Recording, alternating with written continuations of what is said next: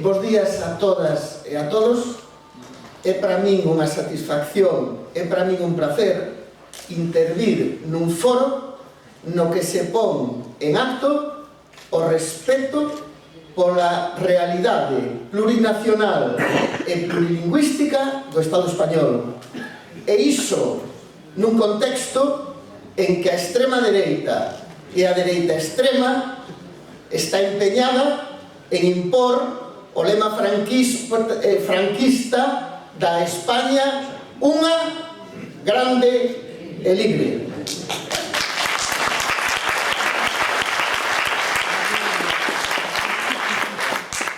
E agora sí, non, buenos días a todas e a todos, a las compañeras e compañeros de Andalucía, de Madrid, de las dos Castillas, de Euskal Herria, de Cataluña e tamén da Galiza. Ben, el contido de mi intervención va a ser el análisis del plan de empleo del sector de la construcción. El entonces ministro José Luis Escrivá realizó una gran reforma del sistema público de pensiones en 4 leyes. Desde mi punto de vista y de Modepen, la más negativa de esas 4 leyes es la Ley de Regulación e Impulso de los Planes de Pensión de Empresa. ¿Por qué la más negativa? Porque esta ley inicia la privatización de una parte del sistema público de pensiones y lo hace promoviendo la creación de planes de empresa que se realizará a través de la negociación colectiva. El primer acuerdo en este sentido se ha adoptado en el 7º Convenio Colectivo Estatal de la Construcción, que fue publicado en el BOE de septiembre de 2023 y que fue firmado por la patronal del sector y los sindicatos, comisiones obreras y UGT. Este plan de empresa de capitalización afectará a casi 1,4 millones de trabajadores y trabajadoras.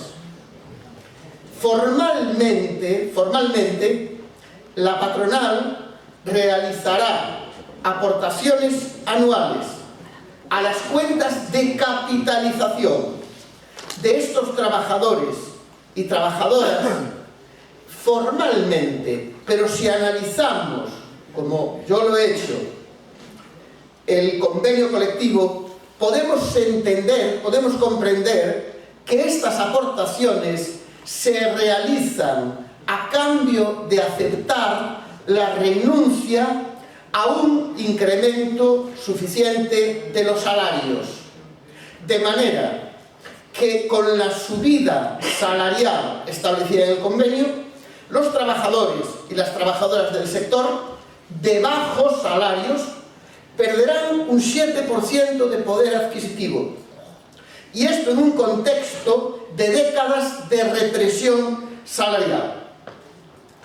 ¿Quién están entre los ganadores de este plan de empleo de la construcción? En primer lugar, la entidad gestora, CaixaBank, que recibirá cada año en depósito casi 400 millones de euros, de los que percibirá comisiones de gestión. En segundo lugar, las empresas del sector, que ahorrarán en salarios, en cotizaciones sociales y en deducciones en el impuesto de sociedades. Y en tercer lugar, estarán entre los ganadores los directivos y las personas perceptoras de altos salarios. ¿Por qué? Porque al cotizar por la base máxima de cotización, percibirán la pensión pública máxima. Y además, cuando se jubilen, como tienen salarios altos, tendrán un importante fondo de pensiones de capitalización, ganadores del plan de empleo. En primer lugar, CaixaBank, en segundo lugar, las empresas y en tercer lugar, los directivos. ¿Y quién serán los perdedores? En primer lugar, los trabajadores y las trabajadoras del sector. ¿Por qué? Porque parte de la cantidad que debería ir destinada a un aumento suficiente de su salario se dedicará a constituir un fondo de capitalización. Y entonces perderán salario, pero además, y esto es muy importante, al ser el salario inferior, también será inferior su base de cotización por contingencias comunes, que es la que se utiliza para calcular la futura pensión del sistema público. Y aquí vemos, y creo que Franquesa y el profesor que intervino al principio se han referido a esto, el profesor Fuente, Miquel Fuente, se han referido a esto, al traslado, al trasvase, a los vasos comunicantes de las pensiones públicas para fomentar los planes privados. Pero además de los trabajadores y trabajadoras, también sale perdiendo el sector público, las administraciones públicas, que van a renunciar a 130 millones cada año de ingresos entre cotizaciones sociales e impuesto de sociedades. Si este modelo se extendiese a toda la población asalariada del Estado español, esa pérdida en el sector público llegaría a casi 2.000 millones de euros anuales. En definitiva, para fomentar las privatizaciones, en este caso de las pensiones, hay que utilizar y poner en funcionamiento el sector público. El sector público tiene que renunciar a ingresos. A eso es a lo que le llaman colaboración público-privada, a poner lo público al servicio de la acumulación de capital privado. Existen ya proyectos para trasladar el modelo de la ley de Escrivá, de regulación e impulso de los planes de pensiones de empresa, a 6 millones de trabajadores y trabajadoras en un plazo breve, comenzando por sectores tan importantes como el metal, la hostelería y otros de menor dimensión como agencias de viajes, etc. ¿Cuál es el núcleo, la esencia de los planes de pensiones de empleo? La transformación de salarios en capital. Capital que se entrega a los bancos, a las compañías de seguro y a los grandes fondos de inversión, que los van a utilizar para incrementar la explotación de los trabajadores y trabajadoras, para contribuir a ese fenómeno mundial de conversión de la vivienda en un activo especulativo y para aumentar la desigualdad. Los planes de pensiones de empresa convierten salarios fruto del esfuerzo de los trabajadores y trabajadoras en poder de organización y de planificación de la economía, que se va a entregar a Patricia Botín, presidenta del Banco de Santander, a Carlos Torres, presidente del BBVA, y a Larry Fink, presidente de BlackRock. Y he elegido estos nombres porque Patricia Botín, es una de las 5 entidades que va a gestionar todos los fondos de planes de empresa que se constituyan, tiene un fondo de pensiones de 50 millones de euros. Porque Carlos Torres percibió el año pasado un salario superior a 20 millones de euros. Y porque Larry Fink, presidente de BlackRock, es el principal accionista del Banco de Santander y del Banco Bilbao Vizcaya Argentaria. Y se va a lucrar aún más porque es el primer gestor de fondos de inversión del mundo y asesoró a Macron en el intento de reducir las pensiones públicas en Francia. Se va a lucrar también con los salarios de los peones ordinarios de la construcción y de las trabajadoras de la limpieza. En mi estudio figuran sus salarios inferiores a 20.000 euros. Es una vergüenza social que Patricia Botín, Carlos Torres y Larry Finn se lucren con el esfuerzo de los trabajadores y las trabajadoras de la construcción. Por lo tanto, nosotras y nosotros debemos exigir la derogación de la ley de regulación e impulso de los planes de pensión de empresa y pedimos que se anule el plan de empresa del 7º convenio colectivo estatal de la construcción y nos dirigimos a todas las fuerzas sindicales para que se nieguen a negociar los planes de empresa. Y perdonad si me extiendo, no pienso que nos debamos quedar en la negación, aunque un no a tiempo, como escribió Bertolt Brecht, es necesario. ¿Cuánto se gana cuando un hombre se levanta y dice no? Hoy diríamos cuando una mujer o un hombre se levantan y dicen no. Pero debemos pasar a la proposición. En mi opinión, y esto lo dejo para deliberación, primera cuestión. La negociación colectiva se debe centrar en el mantenimiento o la mejora del poder adquisitivo de los salarios y en el aumento de las bases de cotización. Segundo, debemos trabajar para aumentar los ingresos del sistema público de pensiones. Y en este sentido, y lo dejo aquí para que comencemos a deliberar, quizás la propuesta más interesante en este sentido es la del economista Albino Prada. ¿Qué propone Albino Prada?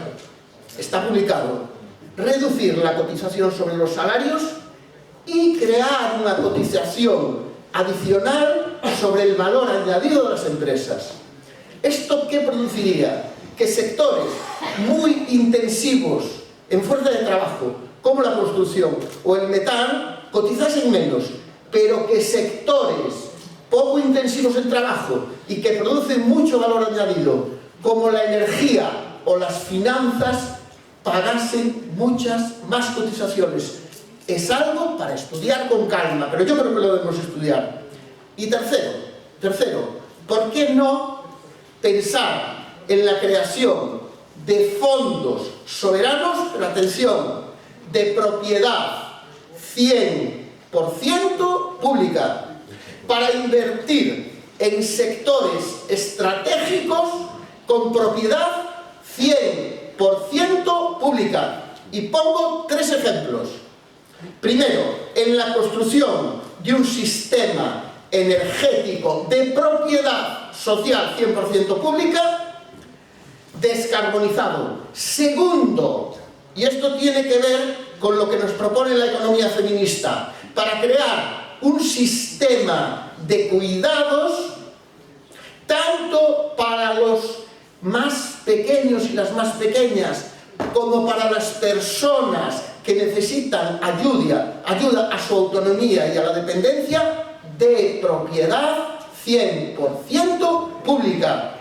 En el año 2018, 3 investigadoras, Martínez, Roldán y Sastre, publicaron un estudio extraordinario en el Instituto de Estudios Fiscales proponiendo la creación de un sistema de cuidados 100% público, tomando como ejemplo el sueco, que mejoraría las condiciones de trabajo de 500.000 de trabajadoras, que nos garantizaría una atención de calidad y que liberaría a las mujeres, que son las que se encargan mayoritariamente del trabajo de cuidados.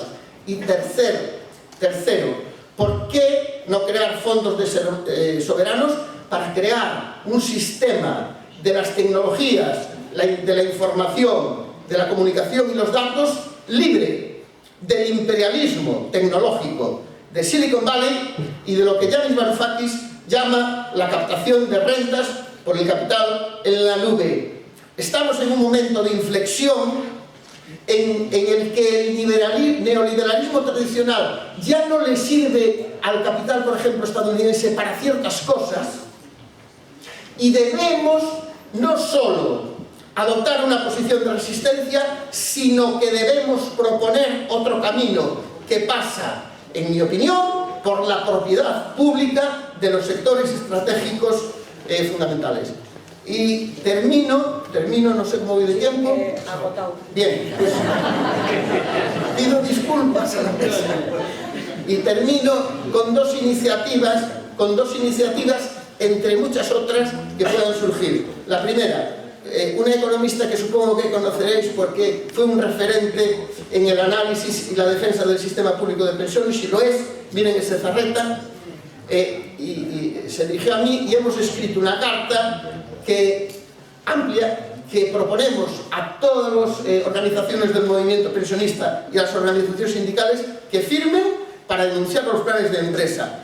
Y una organización que no está en la unidad de acción, pero yo creo que han tenido una iniciativa interesante, la voz de las plataformas, han escrito una moción para presentar en los ayuntamientos y en las comunidades autónomas, parlamentos, etcétera, denunciando los planes de empresa. Yo creo que sería muy interesante pues llevar esa o otra iniciativa en este sentido, una moción a las instituciones para que las instituciones se manifiesten, se pronuncien en defensa del sistema público y en contra de los planes de pensiones de capitalización de empresa. Y nada más, y muchas gracias.